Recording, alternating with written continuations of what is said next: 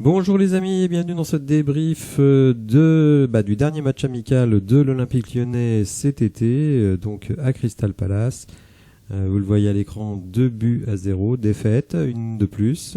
Je dirais un quatrième match consécutif sans marquer le moindre but et pourtant, alors certes, absence d'Alexandre Lacazette mais retour de toutes nos pépites. Pas de but, mais aussi finalement peu d'occasions. La meilleure occasion étant celle de Shkelly Alvero sur une tête, à bout portant après un corner. De notre côté, on prend à nouveau 2 buts sur coup de pied arrêté. Premier but, c'est Diomandé qui est responsable. Deuxième but, c'est Lukeba essentiellement.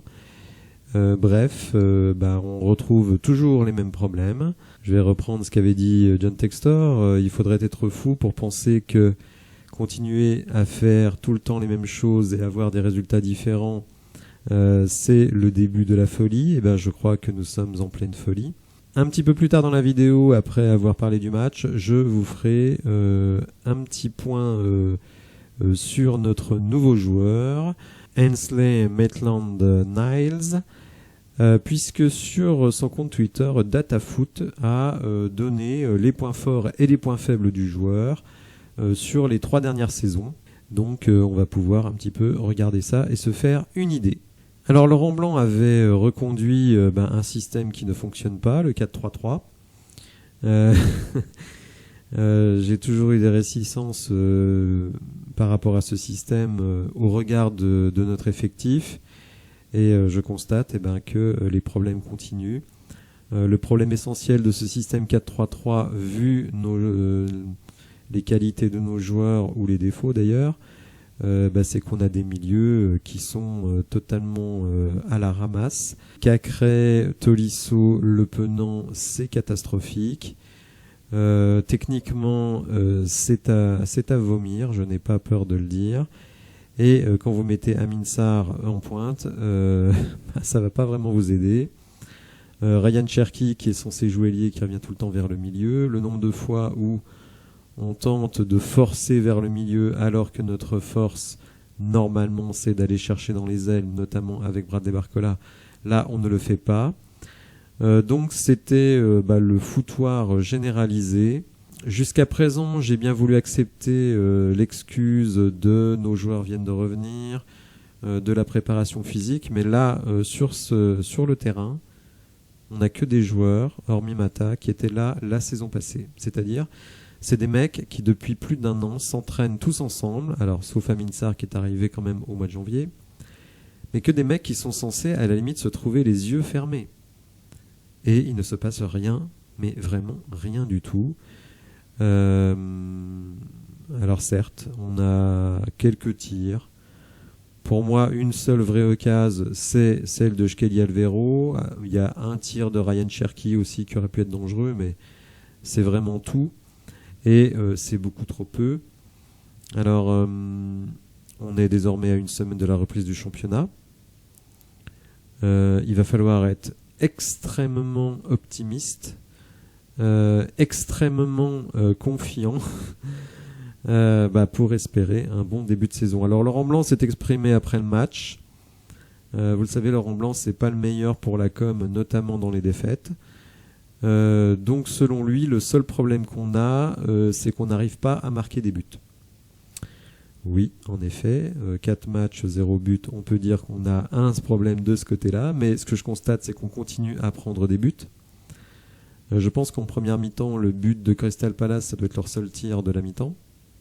D'ailleurs, sur l'ensemble du match, on va voir quelques petites stats. Il n'y en a pas beaucoup pour ce match, mais on va voir quelques petites stats. Ils ont peu tiré, mais ça a suffi à nous battre. Et clairement, j'avais déjà évoqué ça après l'entraînement filmé de mercredi dernier.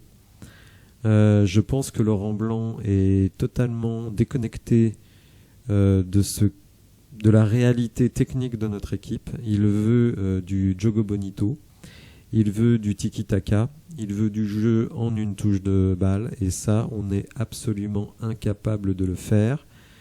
Vous ne ferez pas du tiki-taka avec des Amin Sarr, des Jefinho, des Le Penant, des Tolisso, des Cacré, des Diomandé, des Lukeba. Même Mata, Tagliafico, je pense qu'ils sont pas du tout faits pour ce style de jeu. Je pense que le style de jeu de l'OL, ça devrait être un jeu de contre, tout simplement, à la Rudy Garcia. On dira ce qu'on voudra de Rudy Garcia, mais lui, il avait compris que à l'époque, il faut quand même se souvenir qu'en ailier, il avait Karl Toko Ekambi et Tino Kadewere. Bon, il a fait l'analyse de quoi on a des joueurs rapides. Voilà, on a des joueurs rapides. Donc, dès qu'on récupère le ballon, il faut partir très vite en transition. Et finalement, si vous vous souvenez bien, on finit leader à la trêve. On s'écroule un peu sur la fin de saison, mais disons qu'il y avait une cohérence dans ce qu'on faisait. Là, le jeu de possession avec des joueurs aussi médiocres pour les milieux de terrain, aussi irréguliers pour les attaquants. Écoutez, franchement, je vois pas ce que ça peut donner. Donc, moi, j'ai beaucoup soutenu Laurent Blanc. Pour le moment, je le soutiens encore puisqu'on n'a pas encore commencé la compétition. Mais je pense très sincèrement que s'il ne fait pas 7 points minimum sur les 3 premiers matchs, voire 9 points, je pense qu'il prendra la porte. Parce que même si ce sont des matchs amicaux, quand vous enfilez le maillot de l'Olympique Lyonnais, vous devez montrer autre chose. Alors, je dirais qu'il y a toute une partie tactique qui est imputable à Laurent Blanc. Et puis, il y a toute une partie psychologique et mentale. Et je pense que la manière dont les dossiers Lukeba, Barcola sont traités, le fait que des joueurs comme Tagliafico, qui n'a pas été mauvais aujourd'hui, attention, mais que des mecs comme Tagliafico, Tolisso, Lacazette voient le niveau des recrues qui sont réalisées. Mais tous se disent, on est encore parti pour une saison dégueulasse. Ça se sent. Ça se sent. Je ne sais pas si vous voyez les matchs et que vous ressentez la même chose que moi, mais moi je ne sens pas du tout d'unité dans cette équipe. Je ne vois pas de camaraderie, je ne vois pas de solidarité. Donc moi, très sincèrement, je pense que ce groupe, il est déjà mort. La saison n'a pas commencé et je sens ce groupe épuisé mentalement déjà. Vous savez, quand vous êtes un Alexandre Lacazette et que vous êtes revenu à Lyon, que vous êtes un Tolisso, alors Tolisso a sa part de responsabilité bien entendu, mais vous êtes revenu pour remettre le club dans le top 3 de la Ligue 1. Et là, si on est honnête, je ne vois pas une seconde comment ce groupe peut finir dans le top 3. Je dirais même que pour moi, le top 5 serait quasi miraculeux, parce que si je nous compare au Paris Saint-Germain, il n'y a pas photo. À Marseille, il n'y a pas photo. À Rennes, il n'y a pas photo. Lille, pour moi, c'est supérieur. Reste Lens. Alors Lens a perdu gros avec Openda et Seko Fofana. Donc Monaco, je sais pas trop. Je les ai plutôt trouvés pas mal contre Arsenal cette semaine. Donc très sincèrement, est-ce qu'on va faire mieux que 6e cette saison ? Je n'en suis pas du tout sûr. Et malheureusement, comme je l'ai déjà dit, avec 34 matchs, si vous démarrez mal, vous êtes déjà dans la sauce.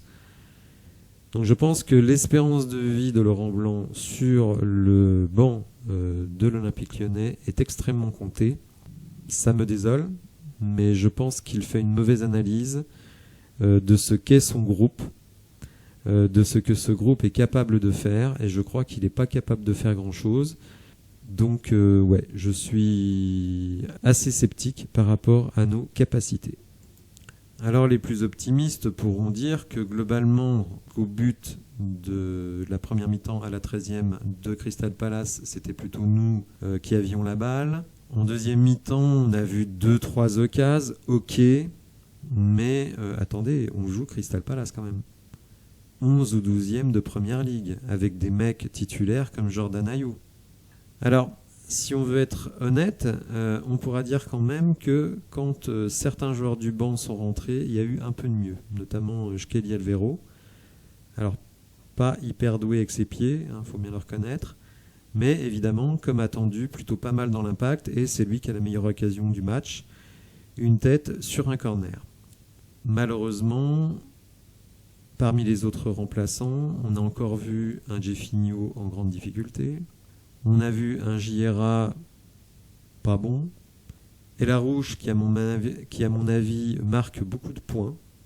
parce que Cacré a été tellement mauvais qu'Elarouche passe pour Iniesta quand on compare les deux. Franchement, Cacré aujourd'hui, c'était catastrophique.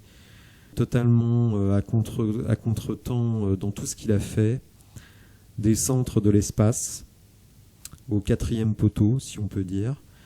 Donc je pense que Elarouche doit s'accrocher parce que je ne serais pas du tout étonné que rapidement il soit titulaire dans cette équipe. Alors non pas que ce soit un super génie, mais que à côté, le Penang Cacré c'est tellement mauvais, eh bien que le peu que peut proposer Mohamed Elarouche c'est déjà nettement supérieur. Alors j'ai peu de statistiques sur ce match. Vous voyez quand même que sur l'ensemble du match, la possession elle est plutôt du côté de Crystal Palace. On tire 9 fois, 5 tirs cadrés, mais bon, pas hyper dangereux, sauf la tête de Sky Alvero et un tir de Ryan Cherki. Les coups francs, alors 21 pour eux. Ça veut dire qu'on a fait beaucoup de fautes, tout simplement parce que on était quand même souvent battus dans les duels. Et je constate à nouveau que Saïd Koumbedi ne sait pas défendre sans utiliser ses mains. Ils n'ont pas eu un max d'occasions. Vous voyez, un seul arrêt de la part d'Anthony Lopez, un arrêt de très très haut niveau d'ailleurs. Donc voilà, c'est une équipe qui tire 3 fois et qui nous met 2 buts. Alors on va dire, ils ont eu de la chance. Je dirais plutôt qu'ils ont eu de la réussite, ce qui n'est pas tout à fait pareil. Mais bon, une fois de plus, un problème d'efficacité, mais aussi un problème d'occasion. Parce que oui, avoir la possession, c'est une chose, mais créer du danger, on en est très très loin. Et malheureusement, parce que pour moi, c'est pas positif du tout, on est totalement tributaire de Ryan Cherki dans la création. Dans un 4-3-3, on devrait avoir le danger créé par des mouvements collectifs. Or, on a un danger qui est créé par des individualités. Donc il suffit que ces individualités soient un peu moins présentes pour qu'il n'y ait plus rien du tout. Donc bon, on va essayer de rester positif, de se dire qu'il y a encore une semaine d'entraînement, qu'il y a un nouveau joueur qui arrive, dont je vais parler dans quelques instants. Mais par contre, ce qui ne changera pas, c'est ce banc famélique.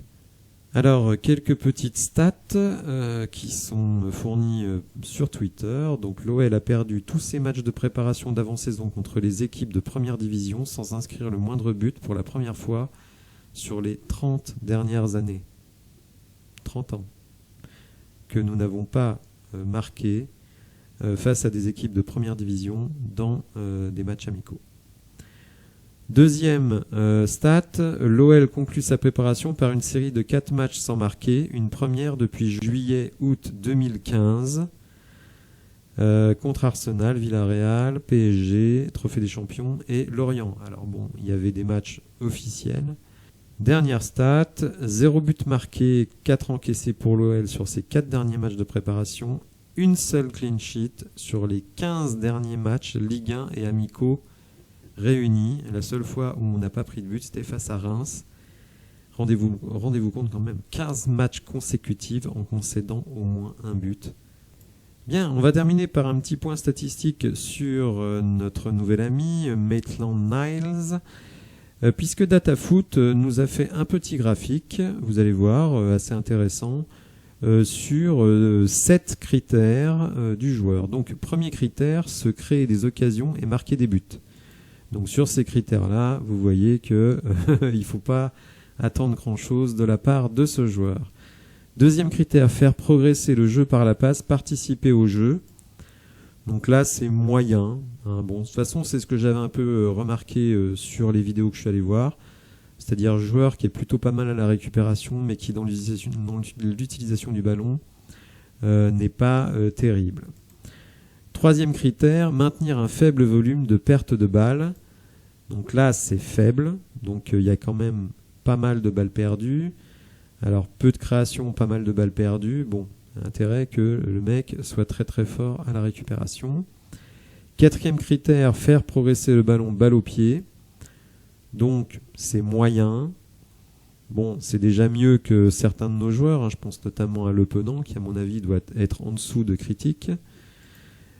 Cinquième critère, éliminer l'adversaire en dribblant volume et qualité. Donc là, vous voyez, on est bien, fort. Donc c'est un joueur qui, je pense, peut casser des lignes par le dribble. 6e critère, mettre le coéquipier en situation de marquer ou apporter des situations de danger. Donc là, on est sur du moyen, bon, ce qui est un petit peu pareil que construction. Et enfin, dernier critère, récupérer des ballons, réaliser des interventions défensives. Donc là, on est fort. Donc c'est ce qu'on voulait, hein. Un mec qui est capable de récupérer la balle et puis d'éliminer son joueur pour ensuite transmettre devant. Donc à mon sens, de ce que je vois de l'Olympique Lyonnais, je crois qu'il faut impérativement repasser en 4-2-3-1.